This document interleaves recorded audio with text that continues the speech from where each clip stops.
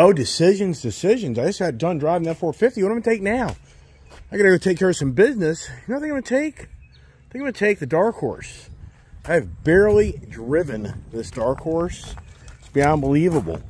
I've barely driven this car. Now it's just getting coated. But I think I'm going to drive the Dark Horse today. Even look at the interior. Even for me, I'm so oblivious to the fact that look at the blue seats. That's so cool. So let's take the Dark Horse for a little ride. Get some fun, free-spirited time of nap. How about that idea? Okay. Change it up. As let my Dark Horse get trashed out of here.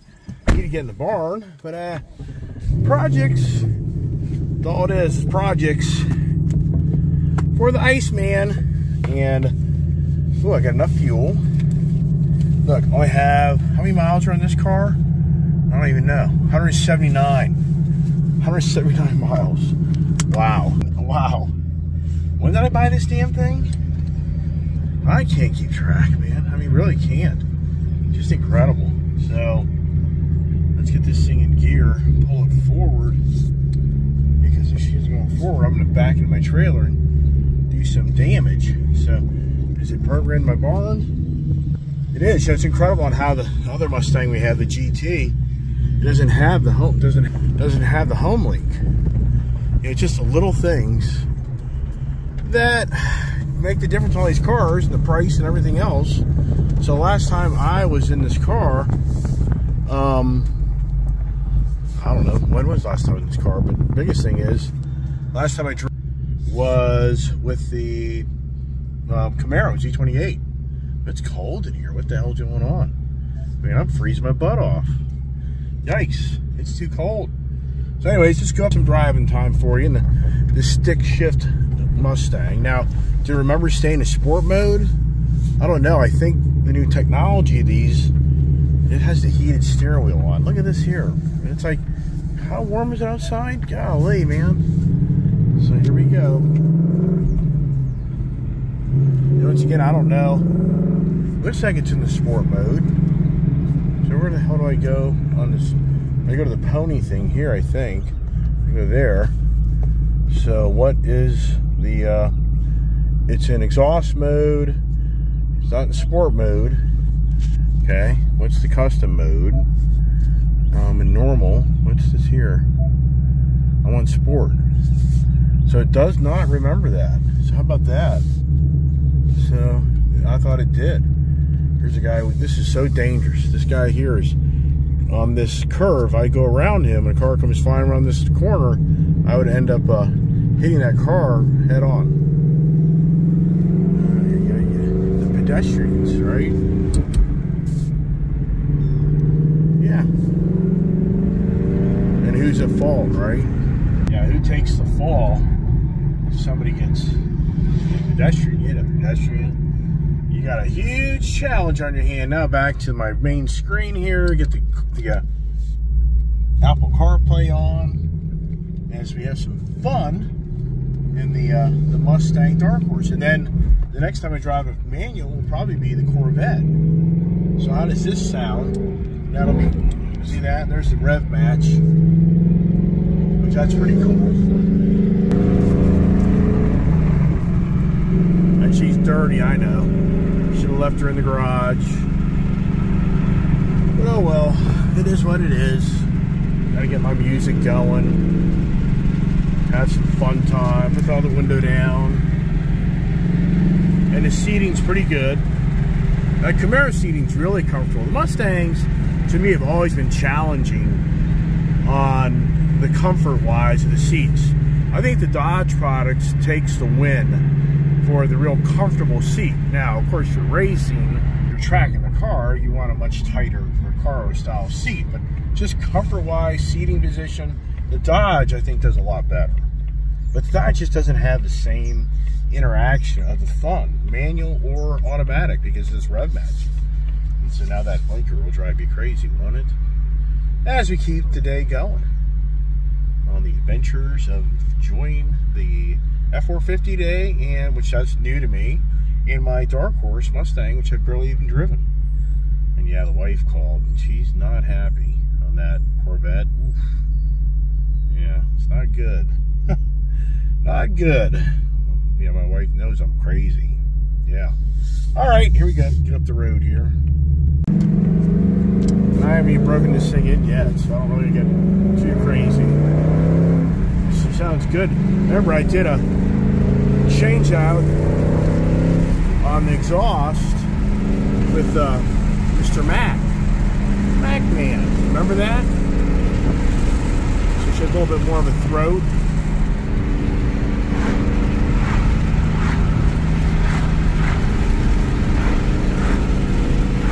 Shouldn't be a bad day to be riding motorcycles. Sounds really good. After riding around my Camaro,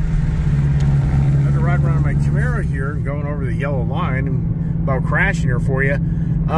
Yeah, I mean, the Camaro is so much fun. Now, this car here, I now kind of drive, and it definitely very similar characteristics. But for some reason, the Camaro feels just a little lighter. And the Camaro has, well, it's really match-to-match horsepower in all reality. And boy, you can only imagine when the supercharger comes in, you can only imagine of how this car is going to be. It's going to be a monster. I mean, it'll be the baddest ass manual transmission car I've ever owned. Even though the Z06, now the Z06 will be the most horsepower manual transmission I've owned. Manual, not horsepower, because I've got the red eyes that were 797, 808. But as far as a manual car goes, the Corvette is a 650 horsepower, 650 foot-pounds of torque. That thing's a monster. And that thing's more than power. So that thing, and it's lighter. So it'll be lighter than this car. More power. So at the end of the day, supercharging this car, I did the stage 1, not the stage 2 Whipple, because I want to keep the factory warranty. So I think I'm going to be about a 650 to 700 horsepower, be my guess. It could be more than that, but it's a stage 1. So I'm going to say it's going to be high 6s, maybe 700. So with that, the Corvette Z06 in some ways will be faster than this because it's a lighter car. So on the Friday break from all these manual labor jobs I've been doing, so I kind of finally got a break today to be able to enjoy some of the other things, and I just be able to enjoy my other cars. Everybody's to watch my channel, but I live on the road like every freaking day of my life. And some vehicles just don't work. I mean, working out of them, it just, you know, you can, but I need the trucks. So here it comes the traffic.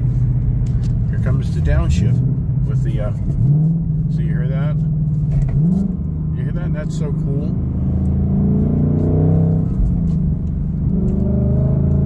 I mean, come on. Is that a blast? That's a blast. When you drive these manual shift cars, they're just so much fun. You know, for so many years, I really wasn't the manual shift guy because I just lived behind the wheel of a car in traffic all the time. But now that I have such a great selection of cars that enable me to drive the automatics, I just really do like the manual transmission. And it really just does give you that total connection feel with the road. I mean, they just are so fun. And this Mustang really is a fun car. And I've talked about it so much, about how these Mustangs are so much more, to me, fun than the Mopars. I mean, it's just a different animal. And I know people that are the Mopar guys get sick of hearing me say that, but it's just a fact. The Mustang is a much sportier road race feel car, but you got to get the right package. Here it goes and drives a 4-cylinder Mustang, real bare bone car. You're not going to be very impressed with the car. You really have to get the performance package. You have to get the higher end, but it's no different than Dodge Challenger. I mean, Dodge Challenger, are you kidding me? If you drive an ST or SXT, like, that's really going to be anything like exciting? No. Because that's what I hear. I heard a guy go, "Well, I rented a Hertz Mustang and that thing was the biggest piece of junk in the world." To me, I'm like, you're driving a Hertz Mustang rental car that you think's all optioned out? Yeah, they've had the they have had some really unique cars to rent. If you want to spend the money, they did offer rentals, I think the GT500 at one time. But overall, there's no way. You're driving a real base Mustang. There's nothing there. You know, so once again, I know there's love of the Fords and the love of the Mopars and the hate of the Fords, the hate of the Mopars. But I'm just telling you, from owning all the different products and brands, the Ford Mustang, to me, gives you a more fun factor driving experience. The Dodge is a much more comfortable over-the-road car, but it doesn't give you the same feel of that interaction like this car does. And once again, you can't get, well, Dodge did actually make the non-red eye manual. They eliminated it for a while, but they did bring it back. So there are the manual Hellcats out there, but I think the Dodge manual's too long. I had the 392 that my daughter just begged me to get one of these manual Challengers, and I got her one. I hated that thing. That damn manual to me was so lazy. I think a 392, it was a 392 manual, Gold Rush package. If you watch my channel, that was back like in September of 2022, and I just, I even drove it to Florida. I mean, if you watch my channel, you'll see all those videos. And once again, I was not impressed with that car. I think an automatic 392 would just smoke that thing. I mean, it will. All right, so we get some kind of free-spirited driving and get out of the traffic, which that's a great thing. And once again, you can just hear this this exhaust. I think the exhaust, even though that GT Mustang, the one my daughter drives, which I forgot to mention that back in my shop, the kid went to her yoga hot class. What'd she drive? She drove the GT Mustang. Now my daughter's already saying it's time down. I'll be driving around a convertible Corvette. I'm like, really? Wow, really? Yeah, maybe we should get the wife. Maybe the wife will drive it and feel much happier about the situation. Yeah, right. Just listening. I mean, it's just so. The V8, I mean, you just can't beat the V8 thrill. You can't do it. And the noise, I mean, come on. I'm gonna run into a little bit of traffic up here.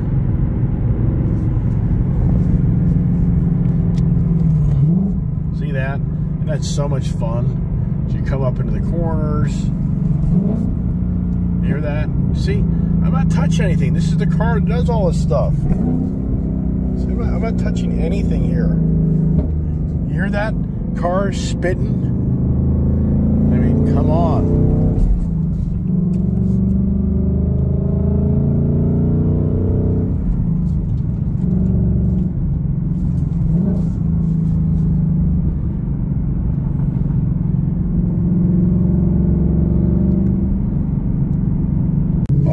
Getting out here on the main back roads here. Listen to this thing here.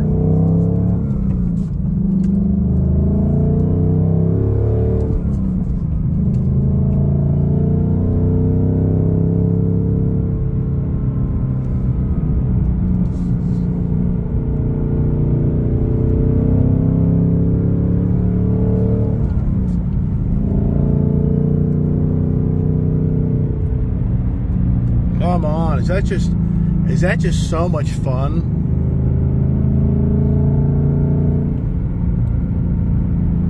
It is.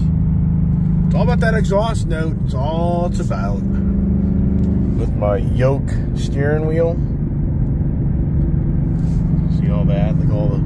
Some people either love this stuff or they'll hate it. With all this updated iPad technology. This is one solid screen here. This is one solid screen. And the GT Mustang, that's two screens.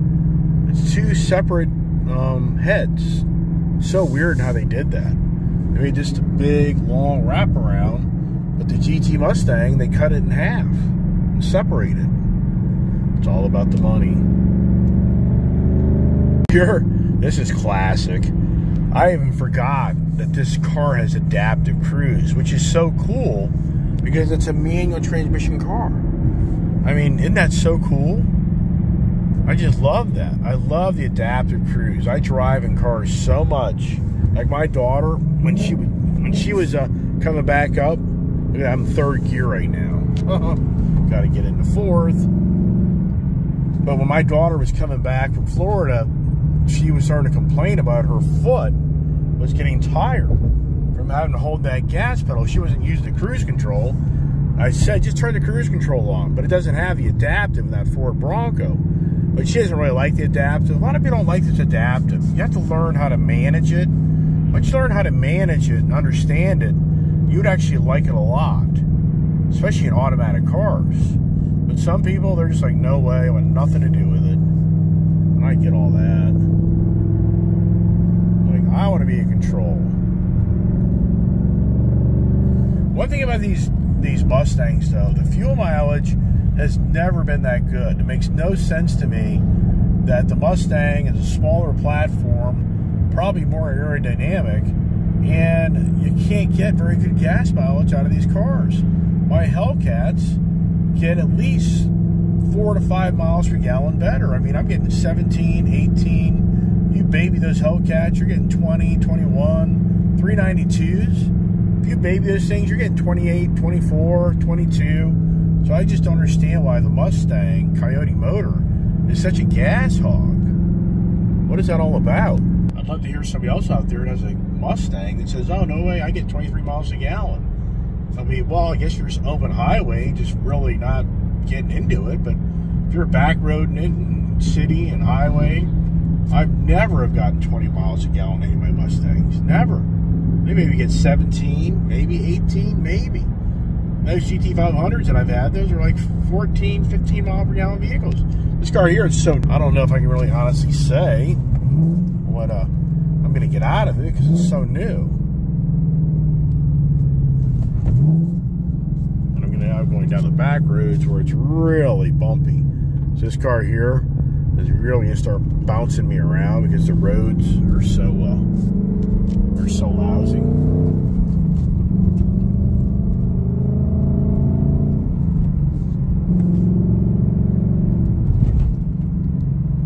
I think we're good. And look how green it is. Good Lord, man. I mean, am I a Rip Van Winkle that I fell asleep and woke up a few days later? I mean, really? I mean, wow. Over here, they're going to be cutting grass sooner than me.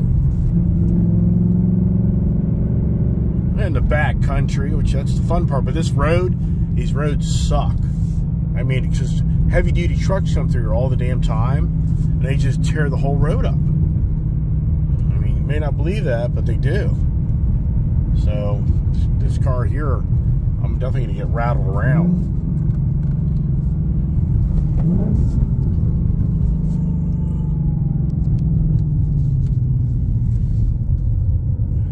And I have a guy in front of me, so I really can't do a lot because I'll be this guy's ass in a heartbeat. Don't think I'm being a jerk, so I'm just kind of laying back here. Just so you know, this is the new S650 2024 Ford Mustang. You know, since I'm so new to this product, I haven't driven enough. This area up here is so hot.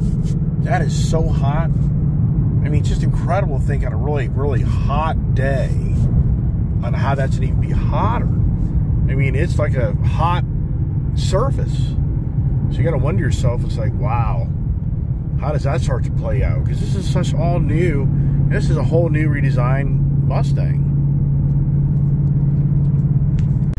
Oh, all the features you forget about. So another nice feature here, it has the hold where I don't have to have my foot on the brake. And what's really nice about this new technology, these cars, manual transmissions, is it has actually clutch assist.